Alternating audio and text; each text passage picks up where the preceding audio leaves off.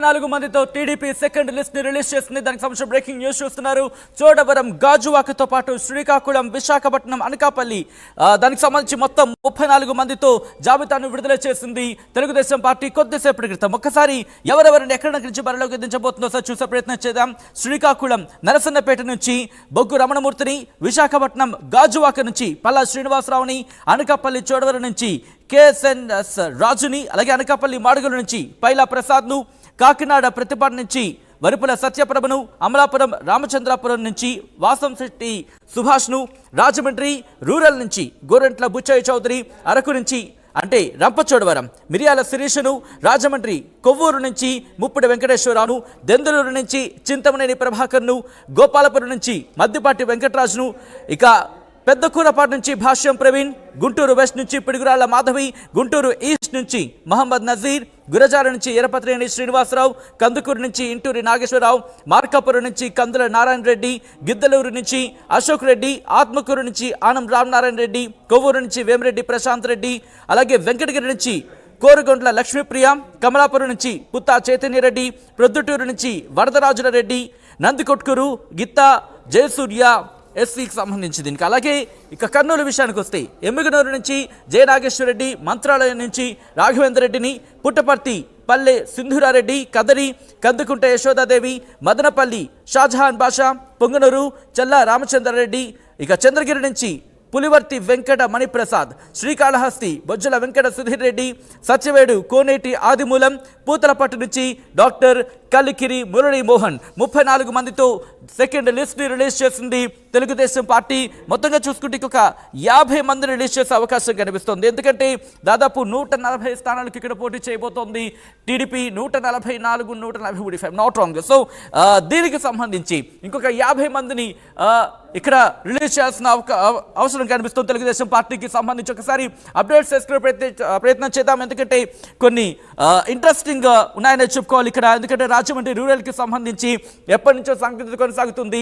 దాంతోపాటు ఇటు గాజువాక కావచ్చు, ఇవన్నీ కూడా చాలా ఇంట్రెస్టింగ్గా ఉన్నాయి. ఒకసారి అప్డేట్స్ చేసుకునే ప్రయత్నం చేద్దాం. మా ప్రతినిధి కృష్ణమోహన్ అప్డేట్స్ అందించేందుకు లైవ్లో జాయిన్ అవుతున్నారు.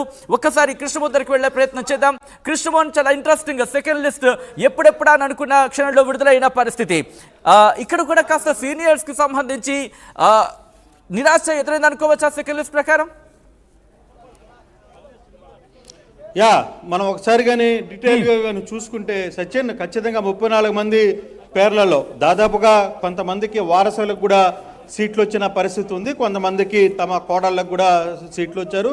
ఒక కుటుంబంలో 2 సీట్లు కూడా వచ్చిన పరిస్థితి మనం చూడాలి. ఇప్పుడు శ్రీకాకుళం చూసుకుంటే నరసన్నపేట నుంచి బొగ్గు రమణమూర్తి ఆల్రెడీ అనుకున్నదే, గాజువాక పల్లా శ్రీనివాస్ ఆల్రెడీ ఊహించినదే, చోడవరం నుంచి రాజుని ఊహించినదే, మాడుగుల పైలా ప్రసాద్, పత్తిపాటు నుంచి సత్యప్రభ, రామచంద్రాపురం నుంచి వాసంశెట్టి సుభాష్, రాజమండ్రి నుంచి గోరంట్ల బుచ్చయ్య చౌదరి. గోరంట్ల బుచ్చయ్య చౌదరి ఫస్ట్ దాంట్లో అతను లిస్టు రాలేదు. రెండోసారి సీనియర్ నేత అతనికి ఈసారి క్లియర్ అయింది. మరోవైపు చూసుకుంటే రంపచోడవరం మిర్యాల శిరీష, కొవ్వూరు ముప్పిడి వెంకటేశ్వరరావు, దెందులూరు నుంచి చింతమనేని ప్రభాకర్. సో ఇతనికి కూడా మొదటి పేరులో లిస్టు రాలేదు. ఇందాకనే మనం మాట్లాడుకున్నాం. సో ఇదే నేపథ్యంలో ఇప్పుడు చింతమనేని ప్రభాకర్ కూడా సీటు వచ్చిన పరిస్థితి. గోపాలపురం మద్దిపాటి వెంకటరాజు, పెద్దకూరపాడు భాష్యం ప్రవీణ్, భాష్యం స్కూల్ ప్రవీణ్ ఖచ్చితంగా సీటు వస్తుందని మొదటి నుంచి అనుకున్నాం. అయితే గుంటూరు వెస్ట్ మీద చాలా ఆశలు ఉన్నప్పటికీ కూడా బీసీ వర్గానికి సంబంధించిన పిడుగురాళ్ల మాధవికి సీట్ ఇచ్చారు ఇక్కడ. సో ఇది మొదటి 2 రోజులు కొంత ఈ వెస్ట్ మీద మాత్రం చాలా ఫోకస్ జరిగింది. చాలామంది ఆశావాళ్ళు ఉన్నప్పటికీ కూడా పిడుగురాళ్ల మాధవికి ఇక్కడ సీటు వచ్చిన పరిస్థితి. గుంటూరు ఈస్ట్ నుంచి మహమ్మద్ నజీర్, గురజాల నుంచి ఎరపతినేని శ్రీనివాసరావు, ఎరపనేని శ్రీనివాసరావు కూడా సీనియర్ నేత, అతనికి కూడా ఈసారి ఇటు వచ్చింది. కందుకూరు నుంచి ఇంటూరి నాగేశ్వరరావు, మార్కాపురం నుంచి కందుల నారాయణ రెడ్డి, గిద్దలూరు నుంచి అశోక్ రెడ్డి, ఆత్మకూరు నుంచి ఆనం రామనారాయణ రెడ్డి. ఆనం రామనారాయణ రెడ్డి కూడా చాలా కాల కొంతసేపు నలిగింది. వెంకటగిరి నుంచా లేదు ఆత్మకూరు నుంచా అని. కొవ్వూరులో వేమిరెడ్డి ప్రశాంత్ రెడ్డి, ఇందాక నుంచి వేమిరెడ్డి ప్రశాంత్ రెడ్డి, పోలంరెడ్డి శ్రీనివాసరెడ్డి కుమారుడు వాళ్ళందరూ కూడా దినేష్ రెడ్డి ఈ సీటు మీద చాలా గట్టిగా ప్రయత్నించారు. అయితే వేమిరెడ్డి ప్రభాకర్ రెడ్డికి తన భర్తకి నెల్లూరు ఎంపీగా సీట్ ఇచ్చిన తర్వాత ఇక్కడ తన భార్యను కొవ్వూరు ఎమ్మెల్యేగా సీట్ ఇచ్చిన పరిస్థితి. సో ఒకే కుటుంబంలో 2 సీట్లు. సాధారణంగా ఇప్పటి వరకు టీడీపీ చాలా ప్రాంతాల్లో రెండు సీట్లు ఇవ్వలేని పరిస్థితిని చూసాం. కానీ ఇక్కడ మాత్రం ఖచ్చితంగా ఒకే కుటుంబంలో భార్యాభర్తలు ఇద్దరు కూడా ఒకరికి ఎంపీగా ఒకరికి ఎమ్మెల్యేగా సీట్ ఇచ్చిన పరిస్థితి అయితే మనం చూడాల్సిన పరిస్థితి వచ్చింది. సో ఒకసారి వేమిరెడ్డి ప్రశాంత్ రెడ్డి కూడా కోవూరు ఇచ్చిన పరిస్థితి ఉంది. సో వెంకటగిరి కురుగుండ లక్ష్మీప్రియ, కురుగుండ రామకృష్ణ కూతురికి ఇక్కడ వెంకటగిరి నుంచి లక్ష్మీప్రియకు సీట్ ఇచ్చిన పరిస్థితి ఉంది. కమలాపురం కూడా తన వారసుడు వారసుడైన పుత్త చైతన్యరెడ్డికి సీట్ ఇచ్చిన పరిస్థితి ఉంది. పొద్దుటూరు వరదరాజుల రెడ్డికి ఇచ్చారు. పొద్దుటూరులో ప్రవీణ్కి ఇస్తారని అందరూ ఊహించారు. కానీ చివరికి సీనియర్ నేత వరదరాజుల రెడ్డికి ఇవ్వాల్సిన పరిస్థితి వచ్చింది.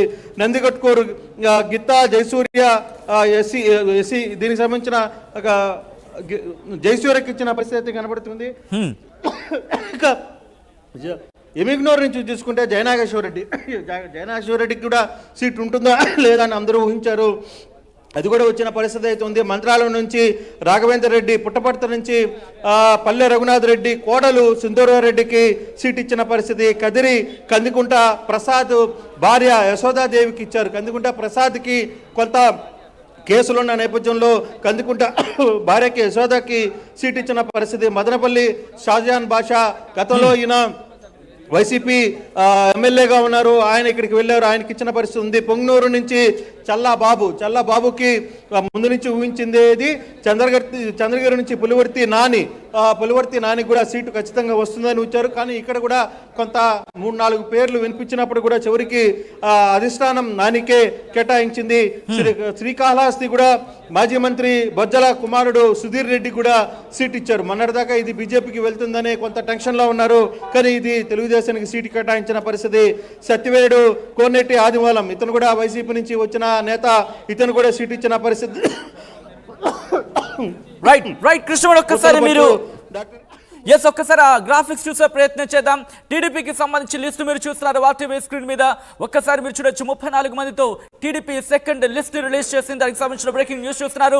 ఒక్కసారి ఆ టోటల్ లిస్ట్ చూసే ప్రయత్నం చేద్దాం. గ్రాఫికల్ వ్యూ మీరు చూస్తున్నారు. ఎవరు ఎక్కడి నుంచి బరిలోకి దించింది.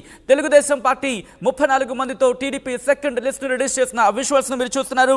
శ్రీకాకుళం అంటే నరసన్నపేట నుంచి బొగ్గు రమణమూర్తిని, గాజువాక నుంచి పల్లా శ్రీనివాసరావుని, చోడవరం నుంచి కేఎస్ఎన్ఎస్ రాజు, మాడుగురు నుంచి పైలా ప్రసాద్, ప్రతిపాడు వరుపుల సత్యప్రభ, రామచంద్రాపురం వాసం శెట్టి సుభాష్, దాంతోపాటు రాజమండ్రి రూరల్ గోరెంట్ల బుచ్చయ్య చౌదరి, రంపచోడవరం నుంచి. ఒక్కసారి గ్రాఫికల్లో చూసే ప్రయత్నం చేద్దాం.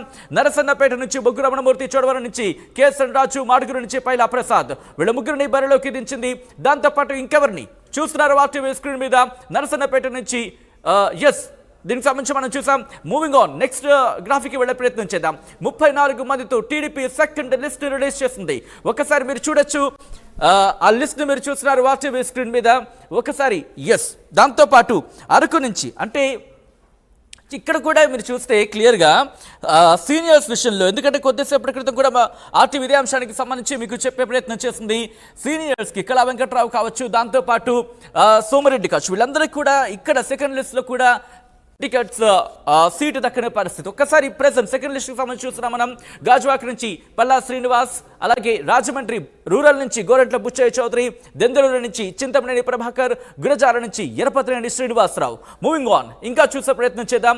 34 మందితో సెకండ్ లిస్ట్ రిలీజ్ చేస్తుంది టీడీపీ.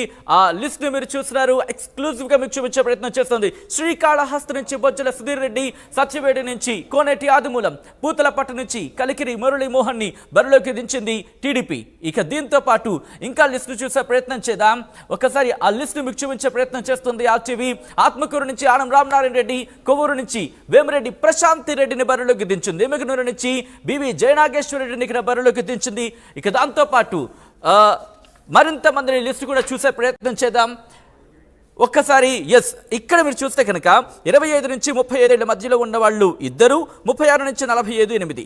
ఇక ఈ డీటెయిల్స్ కూడా చెప్పే ప్రయత్నం చేస్తారు. అంతకన్నా ముందు ఒకసారి మా ప్రతినిధి కృష్ణమోహన్ దగ్గరికి వెళ్ళే ప్రయత్నం చేస్తాను. కృష్ణమోహన్, 34 మందితోనే ఎందుకు రిలీజ్ చేస్తుంది?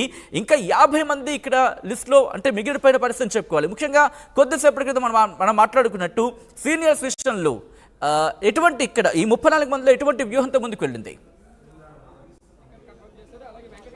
ఖచ్చితంగా మనం కానీ చూసుకుంటే సీనియర్ల వ్యవహారంలో కొంతమందిని పేర్లని క్లియర్ చేసింది దీంట్లో దాదాపుగా.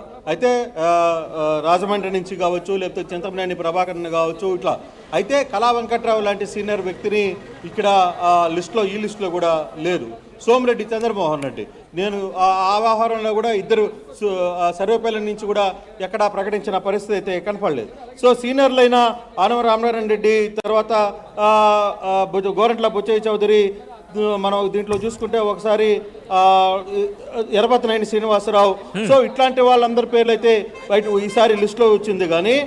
కానీ సీనియర్ జయనాగేశ్వర్ రెడ్డి, సో ఇందాక మనం అనుకున్నట్టుగా క్లియర్గా ఒకటి కళా వెంకట్రావు పేరు మనకి లిస్టులో కనపడలేదు. రెండవ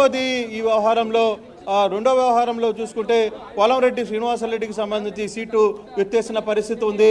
మరోవైపు ఇతర నేతలందరినీ కూడా ఇక్కడి నుంచి బయటికి పంపించిన పరిస్థితి అయితే ఉంది.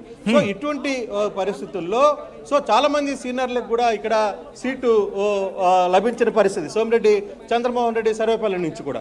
సో సీనియర్లని మరి వాళ్ళని గంటా శ్రీనివాసరావు పేరు, గంటా శ్రీనివాసరావు పేరు కూడా ఈ లిస్ట్ లో కూడా కనపడలేదు.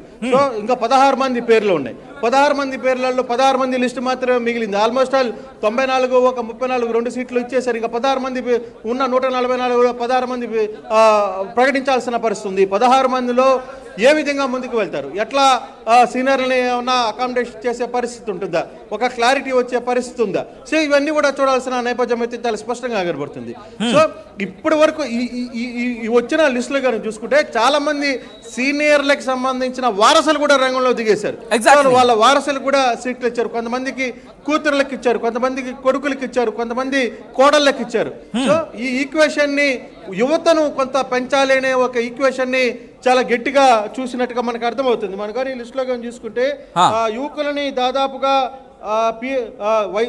25 నుంచి 35 వయసులో ఉన్న వాళ్ళకి 2కి, 36 నుంచి 45 మంది వయసు ఉన్న వారికి 8కి, 46 నుంచి 60 మంది ఉన్న వాళ్ళకి 19 మంది, 60 నుంచి 75 ఉన్న వారికి 3కి, 75+ ఉన్న వాళ్ళకి 2కి.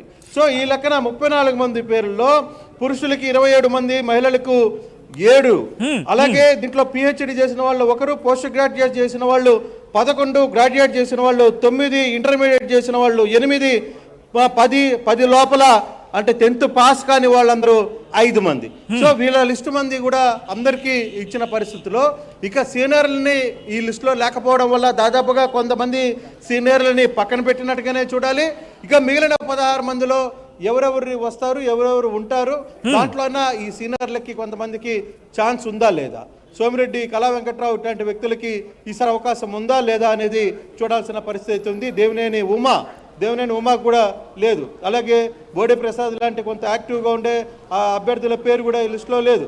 సో ఇవన్నీ కానీ చూసుకుంటే కొంత పార్టీ కోసం యాక్టివ్గా పనిచేసిన వాళ్ళ పరిస్థితి ఏంటి?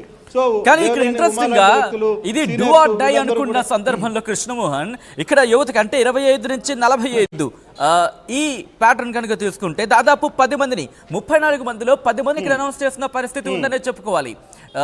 యువతకు ఇంత ప్రాధాన్యం ఇస్తున్న పరిస్థితి అంటే ఎందుకు యువతకి ఇంత ప్రాధాన్యత ఇచ్చిందని చెప్పుకోవాలి సెకండ్ లిస్ట్ లో?